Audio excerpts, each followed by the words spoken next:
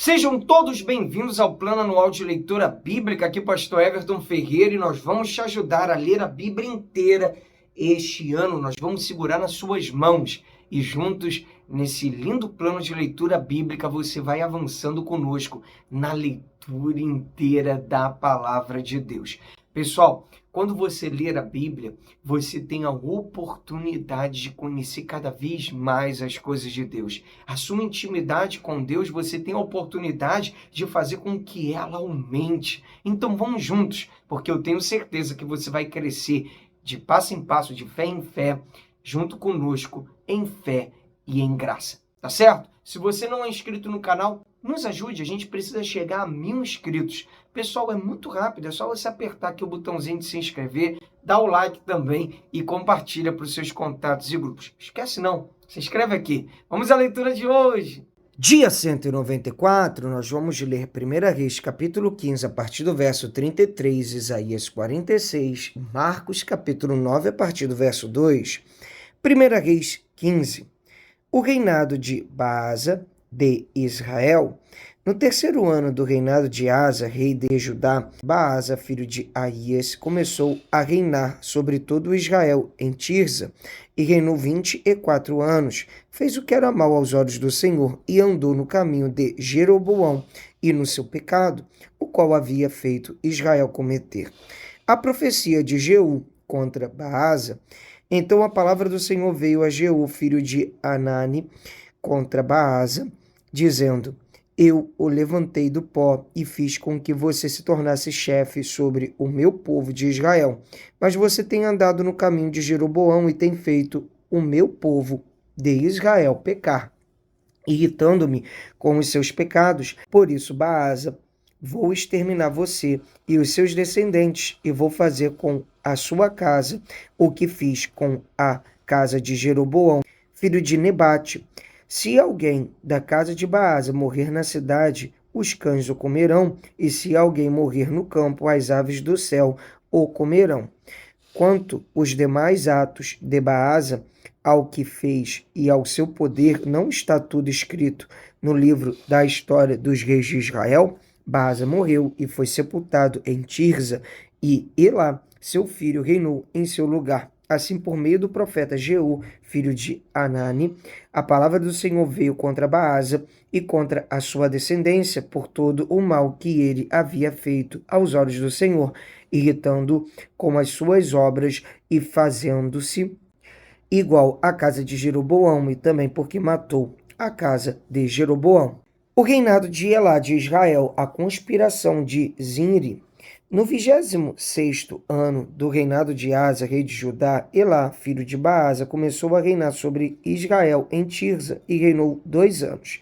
Zinri, seu servo comandante da metade dos carros de guerra, conspirou contra ele. Elá estava em Tirza, bebendo e embriagando-se na casa de Arza, seu encarregado em Tirza. Zinri entrou na casa, atacou Elá e o matou no 27º ano do reinado de Asa, rei de Judá, e Zinri reinou em lugar de Elá. Logo que começou a reinar e se assentou no trono, Zinri matou todos os descendentes de Baasa, não lhe deixou nenhum do sexo masculino, nem dos parentes, nem dos seus amigos. Assim Zinri exterminou todos os descendentes de Baasa, segundo a palavra do Senhor anunciada por meio do profeta Jeú contra Baasa, por todos os pecados que Baasa e o seu filho Elá cometeram, e pelos pecados que fizeram Israel cometer, irritando o Senhor, Deus de Israel, com os seus ídolos. Quanto aos demais atos de Elá e a tudo o que ele fez, não está tudo escrito no livro da história dos reis de Israel? O reinado de Zinri de Israel. No 27º ano do reinado de Asa, rei de Judá, Zinri reinou 7 dias em Tirza. O povo estava acampado contra Gibeton, cidade que pertencia aos filisteus. O povo que estava acampado ouviu dizer: Zinri conspirou contra o rei e o matou. Por isso, naquele mesmo dia, no arraial, todo Israel constituiu rei sobre Israel a Omri, comandante do exército. Omri saiu de Gibeton, estando todo Israel com ele, e sitiou Tirza. Quando Zinri ouviu que a cidade havia sido tomada, foi para a fortaleza do palácio real, pôs fogo no palácio ao redor de si e ali morreu. Isso aconteceu por causa dos pecados que havia cometido, fazendo o que era mal aos olhos do Senhor, andando no caminho de Jeroboão e no pecado que havia cometido e fazendo Israel pecar. Quanto aos demais atos de Zinri e a conspiração que fez, não está tudo escrito no livro da história dos reis de Israel? O reinado de Onri de Israel. Então o povo de Israel se dividiu em dois partidos. Metade do povo seguia Tibni, filho de Ginate, para o fazer rei, e a outra metade seguia Onri, mas o povo que seguia Onri prevaleceu contra o que seguia Tibni, filho de Ginate. Tibni morreu e Onri passou a reinar. No 31º ano do reinado de Asa, rei de Judá, Onri começou a reinar sobre Israel e reinou 12 anos. Em Tirza reinou 6 anos. De Semer, ele comprou um monte de Samaria por 68 quilos de prata e o fortificou. E a cidade que edificou sobre o monte chamou de Samaria, nome oriundo de Semer, dono do monte. Onri fez o que era mal aos olhos do Senhor, fez pior do que todos os reis que vieram antes dele. Andou em todos os caminhos de Jeroboão, filho de Nebate, bem como nos pecados que este levou Israel a cometer, irritando o Senhor, Deus de Israel, com os seus ídolos. Quanto aos demais atos de Onri, ao que fez e ao poder que manifestou, não está tudo escrito no livro da história dos reis de Israel? Onri morreu e foi sepultado em Samaria, e Acabe, seu filho, reinou em seu lugar. O reinado de Acabe de Israel, seu casamento com Jezabel. Acabe, filho de Onri, começou a reinar sobre Israel no 38º ano do reinado de Asa, rei de Judá. E Acabe, filho de Onri, reinou sobre Israel em Samaria 22 anos. Acabe, filho de Onri, fez o que era mal aos olhos do Senhor, mais do que todos os reis que vieram antes dele, como se fosse pouca coisa andar nos pecados de Jeroboão, filho de Nebate. Acabe foi mais longe e tomou por mulher Jezabel, filha de Et-Baal, rei dos Sidônios, e serviu Baal e o adorou. Levantou um altar a Baal no templo de Baal, que tinha edificado em Samaria. Acabe fez também um poste da deusa Azerá, de maneira que cometeu mais abominações para irritar o Senhor, Deus de Israel, do que todos os reis de Israel que vieram antes dele. Em seus dias, Hiel, o Betelita, edificou Jericó. Quando ele lançou os alicerces da cidade, morreu Abirão, seu filho primogênito, e quando colocou os portões, morreu Segube, seu filho mais novo, segundo a palavra do Senhor anunciada por meio de Josué, filho de Num. Vamos ler agora Isaías 46, a queda dos ídolos da Babilônia. Bel se encurva, Nebo se abaixa, os ídolos são postos sobre os animais, sobre as bestas. As cargas que vocês costumavam levar são canseira para os animais já cansados. Esses deuses juntamente se abaixam e se encurvam. Não podem salvar a carga, mas eles mesmos vão para o cativeiro. Escutem, ó casa de Jacó, e todo o remanescente da casa de Israel, vocês que eu carrego desde o ventre materno e que levo nos braços desde o nascimento até a velhice de vocês, eu serei o mesmo, e ainda quando tiverem cabelos brancos, eu os carregarei. Eu os fiz e eu os levarei, eu os carregarei e os salvei. Com quem vocês vão me comparar? A quem eu serei igual? E que coisa semelhante confrontarão comigo os que gastam o ouro da bolsa e pesam a prata nas balanças, contratam um ourives para que faça um deus, e depois se prostram e se inclinam diante dele.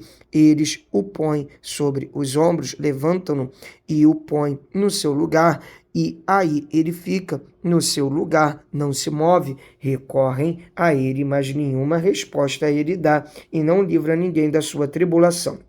Lembre-se disso e anime-se, Pensem a respeito disso, ó rebeldes, lembre-se das coisas passadas, das coisas da antiguidade, que eu sou Deus e não há outro, eu sou Deus e não há outro semelhante a mim. Desde o princípio anuncio o que há de acontecer e desde a antiguidade revelo as coisas que ainda não sucederam.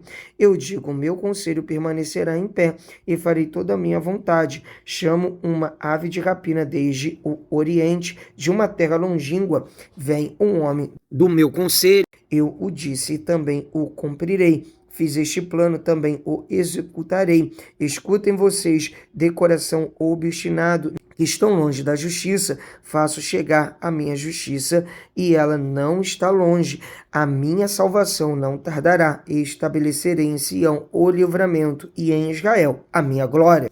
Vamos ler agora Marcos capítulo 9, a partir do verso 2. A transfiguração de Jesus. 6 dias depois, Jesus tomou consigo Pedro, Tiago e João e os levou, em particular, a sós, a um alto monte. E Jesus foi transfigurado diante deles. As suas roupas se tornaram resplandecentes, de um branco muito intenso, como nenhum lavandeiro no mundo as poderia alvejar.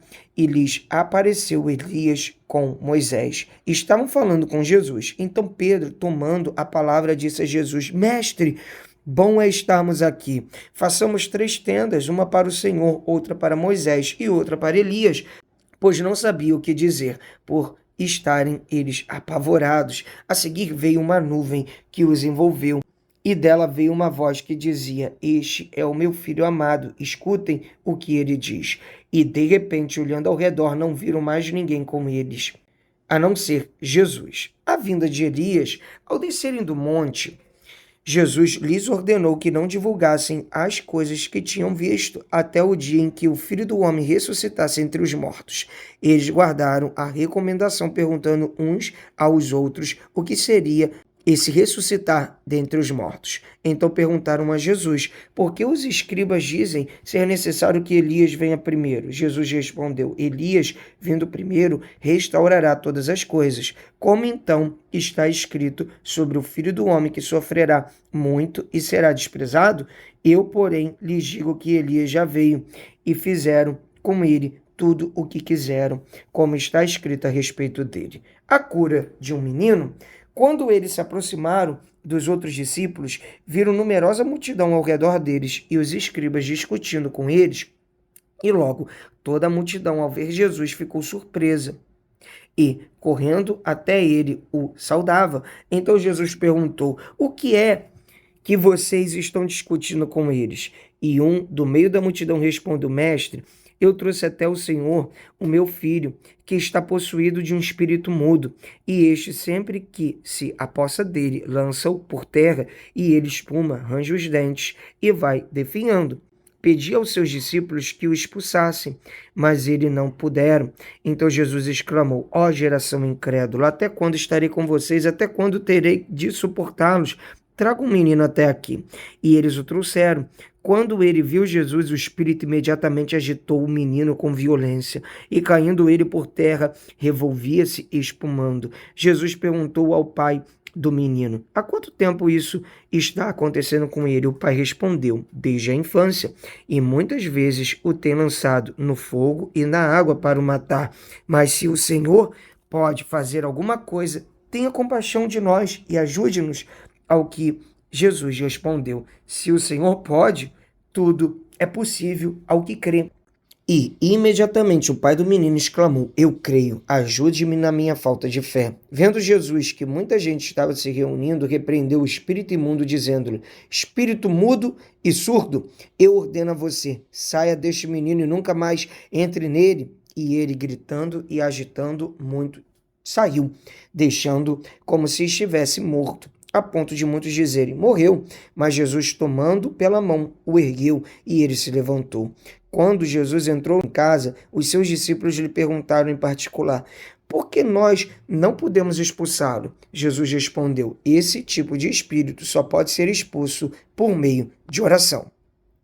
De novo, Jesus prediz a sua morte e ressurreição. E tendo saído dali, passavam pela Galiléia, e Jesus não queria que ninguém o soubesse, porque ensinava os seus discípulos e lhes dizia: O Filho do Homem será entregue nas mãos dos homens, e estes o matarão, mas 3 dias depois da sua morte ressuscitará. Eles, porém, não compreendiam isto e tinham medo de perguntar. O maior no reino dos céus. Chegaram então a Cafarnaum. Estando em casa, Jesus perguntou aos discípulos sobre o que vocês estavam discutindo no caminho, mas eles se calaram, porque no caminho tinham discutido entre si sobre quem era o maior. E Jesus, assentando-se, chamou os 12 e lhes disse: Se alguém quer ser o primeiro, será o último e servo de todos. Trazendo uma criança, colocou-a no meio deles e, tomando-a nos braços, disse-lhes: Quem receber uma criança tal como esta, em meu nome recebe a mim, e quem receber a mim, não é a mim que recebe, mas aquele que me enviou. Quem não é contra nós, é por nós. João disse a Jesus: Mestre, vimos um homem que expulsava demônios em seu nome, mas nós o proibimos de fazer isso, porque não nos seguia. Mas Jesus respondeu: Não o proíbam, porque não há ninguém que faça milagres em meu nome e logo a seguir possa falar mal de mim. Pois quem não é contra nós é a favor de nós, pois aquele que lhes der de beber um copo de água em meu nome, porque vocês são de Cristo, em verdade lhes digo que de modo nenhum perderá a sua recompensa. Os tropeços. E se alguém fizer tropeçar um destes pequeninos que creem em mim, seria melhor para esse que uma grande pedra de moinho fosse pendurada ao seu pescoço e fosse jogado no mar. E se a sua mão leva você a tropeçar, corte-a, pois é melhor você entrar aleijado na vida do que, tendo as 2 mãos, ir para o inferno, para o fogo que nunca se apaga, onde não lhes morre o verme, nem o fogo se apaga. E se o seu pé leva você a tropeçar, corte-o, pois é melhor você entrar na vida aleijado do que, tendo os 2 pés, ser lançado no inferno, onde não lhes morre o verme, nem o fogo se apaga. E se um dos seus olhos leva você a tropeçar, arranque-o, pois é melhor você entrar no reino de Deus com um olho só, do que, tendo os 2, ser lançado no inferno, onde não lhes morre o verme, nem o fogo se apaga, porque cada um será salgado com fogo. O sal é bom, mas se o sal vier a se tornar insípido, como lhe restaurar o sabor? Tenha sal em vocês mesmos e paz uns com os outros. Graças a Deus, de mais um dia de leitura bíblica concluída. Vamos avançando, pessoal. Eu tenho certeza que você vai poder dizer assim: olha, graças a Deus, consegui ler a Bíblia inteira. Pra cima!